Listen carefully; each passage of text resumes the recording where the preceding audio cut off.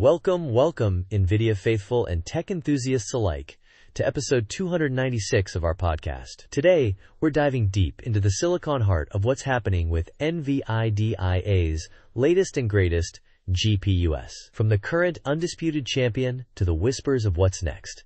I'm Mark, and I'm practically vibrating with excitement for this one. And I'm Jenny, ready to ask the questions listeners are thinking, especially about how these monster GPUs actually impact our lives and, maybe our electricity bills.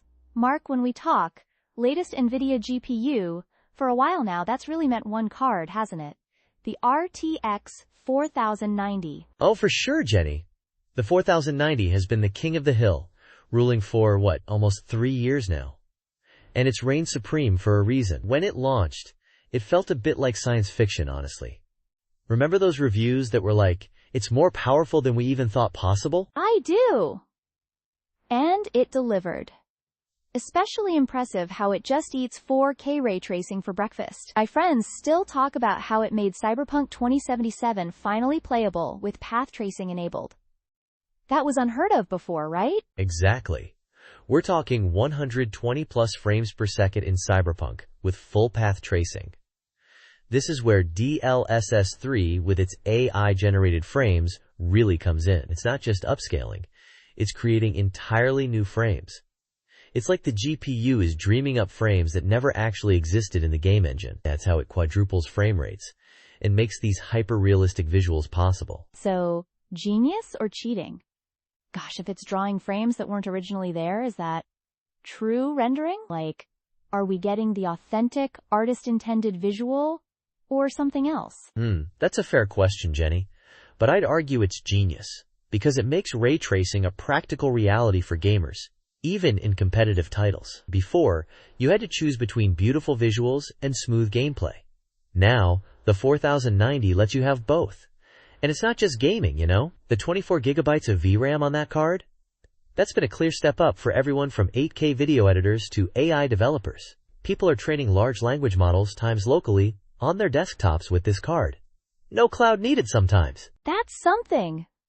So it's a productivity beast as much as a gaming one. I've heard it's something like 60% faster in creator apps, but... And there's always a but. With these high-end cards, isn't there? That 450-watt power draw? Mark, is it melting more than just frames? I mean, my electricity bill groans just thinking about it. It's a monster, to be sure. And it demands to be fed. We saw those early issues with the 1.2 VHPWR connector melting. That was a serious problem, and it highlighted just how much power these cards are pulling. It requires an 850-watt power supply minimum, and honestly, a 1,000 watt or more is recommended if you're really pushing it. So yeah, it puts a strain on your PC, your wall socket, and your wallet. It's an interesting problem, this power consumption question, and it certainly sets the stage for the next generation of cards. Which brings us to the whispers of the RTX 5090. What are we expecting from this next-gen behemoth, Mark, especially considering the power issues of its predecessor? Alright, so this is where it gets spicy. Rumors, leaks, and a healthy dose of speculation point to the RTX 5090 being built on NVIDIA's new Blackwell architecture. The big goal here? A 30% performance per watt gain. They're trying to deliver more power without just escalating the energy requirements further. It's all thanks to the TSMC 4NP node, which is a refinement over the 4090's 4N. So, less melting and more efficiency, hopefully. What about memory? Has the 24 gigabytes VRAM ceiling of the 4090 become a bottleneck for those really intense AI workloads? Or even just for future games? That's a fantastic question, and yes, for cutting-edge AI, 24 gigabytes can be limiting. The 5090 is rumored to step up to GDDR7 memory, potentially pushing speeds to 30 gigabits per second. If that holds true, we could see a strong bandwidth jump, up to 1.36 terabytes per second. That's a 35% increase over the 4090. That would certainly help with those large AI models and high-res textures, making a noticeable difference. Okay, that's a serious bump. But the most intriguing rumor for me is this: multi-frame generation with DLSS 4. The 4090's DLSS 3 already doubles frames. What does DLSS 4 do? Triple them. Potentially. NVIDIA's been quite quiet, but the chatter suggests DLSS4 could generate up to *3 AI frames for every real rendered frame. Imagine that. It could multiply frame rates by up to 8x. If true, it means native rendering, as we know it, could become almost optional for high-fidelity gaming. You'd just be feeding the AI model enough data to generate stunning results. Whoa, that's a profound shift. So essentially, the GPU becomes an AI-powered image creator, creating the gameplay experience rather than strictly rendering it. That's either genius or, as you said earlier, maybe a little bit of kamichi, cheating, depending on your perspective. Exactly. It pushes the boundaries of what rendering even means. And yes, while the 5090 is still rumored to carry a premium price tag, likely north of $1,999, the Founders Edition is said to have a robust cooling solution, a 3D vapor chamber, so maybe fewer physical problems, and fewer metaphorical ones too. Fingers crossed for that.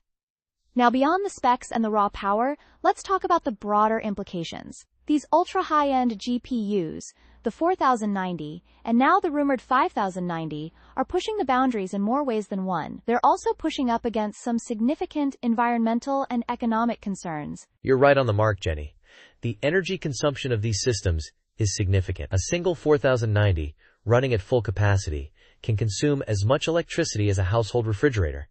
Think about that for a moment, and a 2024 UN report estimated that gaming GPUs alone could contribute to 0.4% of global electricity use by 2030. That's a considerable carbon footprint, and it raises valid questions about sustainability. It does. And then there's the price. With an initial price tag of $1,600, creeping up to nearly $2,000 for the 5090, these cards are effectively out of reach for many. That creates an AI accessibility gap. If you need 24+ gigs of VRAM to do serious local AI development, but the hardware costs that much, you're effectively keeping out indie creators and smaller studios. It just makes it harder. It's true.